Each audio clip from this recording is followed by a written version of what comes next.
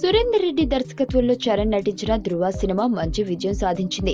చాలా రోజులుగా మంచి సినిమా కోసం ఎదురు చూసిన చరణ్ కి ఈ సినిమా మంచి సక్సెస్ ని అందించింది. దాంతో చరణ్ ఫుల్ జోష్ మీద ఉన్నాడు. ఇప్పుడు చరణ్ తన తదుపరి సినిమాకి రెడీ కాబోతున్నాడు. సుకుమార్ దర్శకత్వంలో ఓ సినిమా చేయబోతున్నాడు చరణ్. ఈ సినిమాని సంక్రాంతి తర్వాత మొదలు పెట్టనున్నాడు. పక్కా పల్లెటూరు నేపథ్యంలో సాగే ప్రేమ కథగా ఈ మూవీ రాబోతుంది. ఇక ఈ మూవీలో హీరోయిన్ గా రాశి ఖన్నా, సమంత, అనుపమ పేర్లు వినిపించగా తాజాగా లిస్టులో అమలాపాల్ పేరు వచ్చి చేరింది. డైరెక్టర్ విజయ్ తో విడాకులు తీసుకున్న అమలాపాల్ ప్రస్తుతం వరుస పెట్టి సినిమాలు చేస్తూ బిజీగా మారిపోయింది.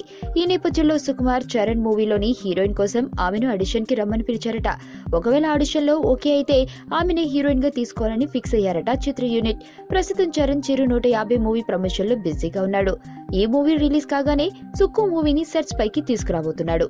ఈ మూవీని మైత్రి మూవీస్ వారు నిర్మించబోతున్నారు.